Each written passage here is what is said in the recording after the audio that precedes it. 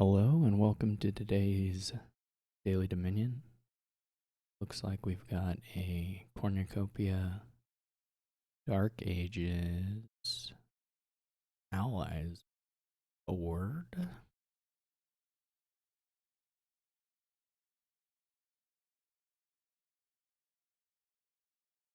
Well, maybe it's just random. I take that back. Yeah, I guess it's just full random. Because there's adventures in base and seas or prosperity and intrigue. It's actually got almost every set. Not that that's possible, but there are like 1, 2, 3, the Renaissance, 4, 5, a repeat, this is a repeat, 6, 7, 8, 9 different expansions represented. So a lot of different expansions here. I guess the thing that immediately jumps out is bridge, of course, which is quite powerful. If you can play several bridges, you can buy a lot of provinces all at once. And there are plenty of villages to do that, play terminals, so that's not an issue. The issue here is draw. But there's this card, which is when discarding your hand and clean up, you may spend any number of favors to keep that many cards your next turn. You still draw 5. So you basically can increase your hand size for the next turn. Underling produces our favors here, so we should be able to get quite a few favors. It's not quite as explosive maybe as we had if we had something like maybe Guildmaster, whatever it's called. Anyway, the idea here will be to trash a little bit and then buy bridges, buy underling, accumulate a pretty good number of favors, and then across a few turns try and finagle setting aside a bunch of stuff until we have a big turn. That'll be the idea. And we should have plenty of buys when we do that via Seaway and bridges. So we should be able to empty like all of the remaining green whenever we go for it. We just have to make sure we don't allow 3-pile and just hopefully build quickly enough that bot doesn't. There's technically not really an easy way to get half VP here, but it's not like, I don't know. That's super easy to catch up with investment, though it's maybe possible.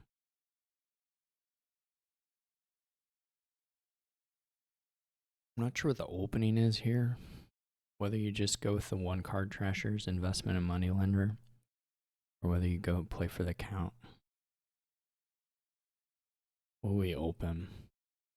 We can open bridge silver to play for the count more aggressively, or we can open bridge underling.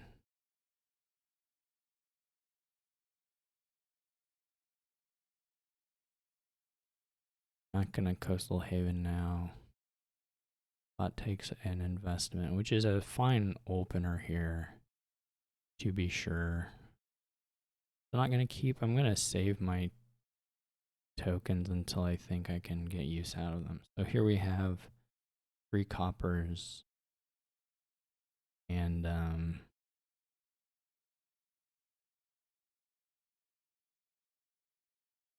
alms is also really good with this particular setup here. So I'm gonna alms for a blessed village, and then I'm gonna use Coastal Haven to set aside 2 coppers in case the bridge is bottom decked.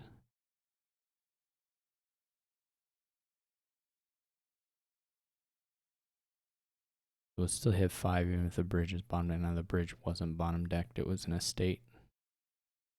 So we have a little extra here. We almost have enough to do some really cute thing, but we don't quite. Well, I mean, it wouldn't be that. I do want to count. So I guess we're just going count underling. The idea will then be eventually to seaway something, possibly an underling. Maybe the wisp will draw for us. Okay, that's great. This is good. I mean, it would have been nicer to find one more estate, but this is still quite good. And then on this board, because of alms, you get to still gain a nice card whenever you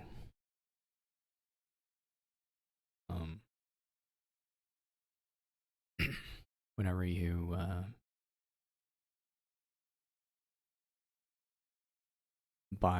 whenever you count trash, you still get to gain a very nice card.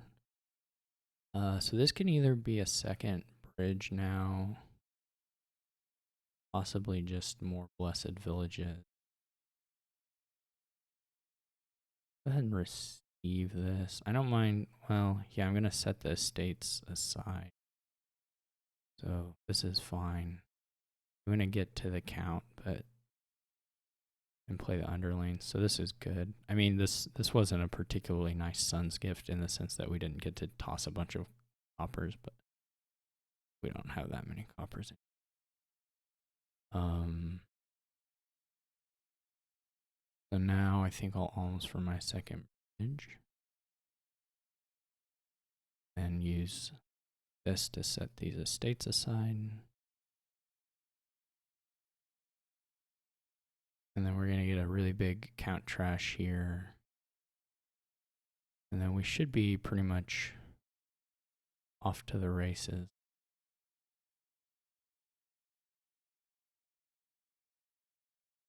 We're just going to alms for another bridge. We also got wisp, so we have a little bit of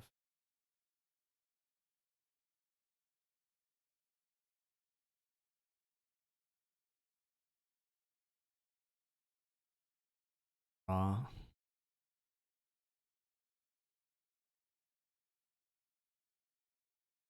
We're stopping here to play that so that we can play. We could have done it. There are multiple ways to do it that were basically equivalent, but I chose to do it that way.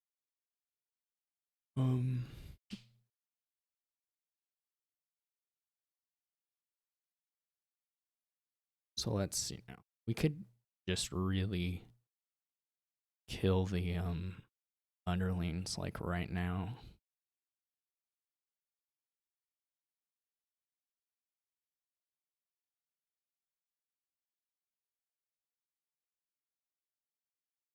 I think those are going to be what we can end up with the most of. I'm trying to think. There are a couple boons that, or there's one boon. You don't really want Mountain's Gift. I don't think Mountain's Gift has gone yet. You don't get the full log anyway, so who knows.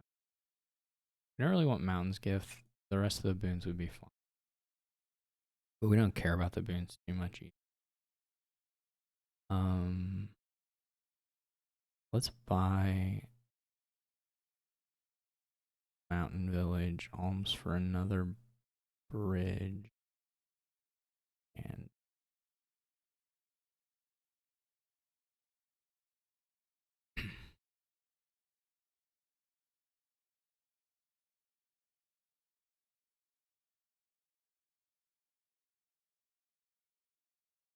we can't. I guess it's worth it. Yeah. So here, there's a thing with Wisp here. This will guarantee our Wisp draws. We play 2 bridges. So now the most expensive card in our deck is this count, which we already have in hand. Everything else costs 2 or less, so the Wisp is guaranteed to draw a card for us. Here we'll do it. We'll do the count thing the other way this time. You can just do it. Discard 2 or top from deck. It's all the same. That may have been a point where we wanted to start setting aside some stuff. I'm not really sure when exactly start doing that.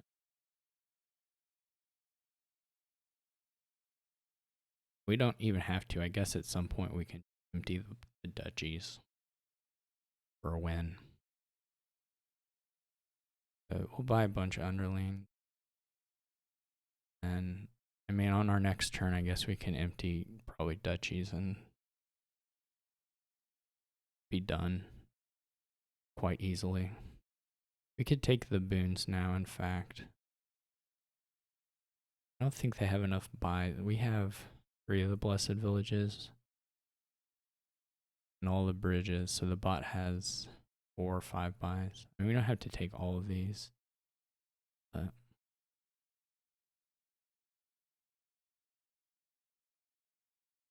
that helps a little bit.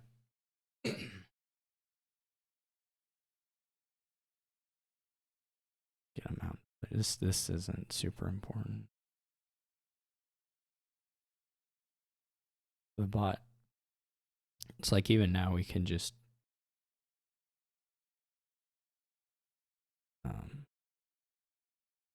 if we draw enough bridges before we get to the, yep, there they are. Because 3 is even guarantees the count hits, but all right, there we go. Could have got another $1, I guess.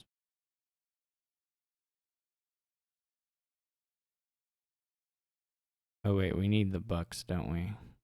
Well, we don't have to have the bucks. We can empty the estates. But the bucks are technically a little better than the duchy there. If we had gotten the copper, I wonder how far back it lets us go, since a lot of it is technically no info. See, watch, it'll even let us go all the way back to do this. And then we can have enough money. Now we could have got 3 and been able to buy some provinces. Maybe that was more points. I don't know. We didn't even do the we didn't even do the Coastal Haven stuff. Oh, and I also had alms still if I hadn't coppered. Oh, I forgot alms. I could have alms for a province. This is just a huge blunder. Let's get a harvest. Oh, we didn't have enough for a harvest. Yeah, that was a huge blunder. We could have scored more on the last. Man, we didn't even do the Coastal Haven. I should have just taken the turn to set aside the bridges and gotten the payload to do the province emptying thing. Just for the fun of it. Though I kind of like doing the duchy estate pile out too. That's pretty nice. I don't know what the bot was doing. Nothing. Though to be fair to the bot, if you don't do the fast stuff, then, I mean, this was like a turn 10 win or something. Maybe 9 even. Yeah, 10. So, not really bored the bot can do anything on. I mean, okay, like I always say that they're obviously, if you don't do this stuff, then they're the chance, but as usual, what I mean is in the context of if you play a deck that is making use of these tools that I just played, then the bot doesn't really matter how the shuffles go. The bot won't compete with you. That's all I mean by it. But anyway, thank you for watching, and I will catch you all tomorrow. Oh, I clicked here. Yay. This is still inaccurate. I don't know, and the clicking here is sort of pointless now because it's not accurate, but anyway, there it is. Bye.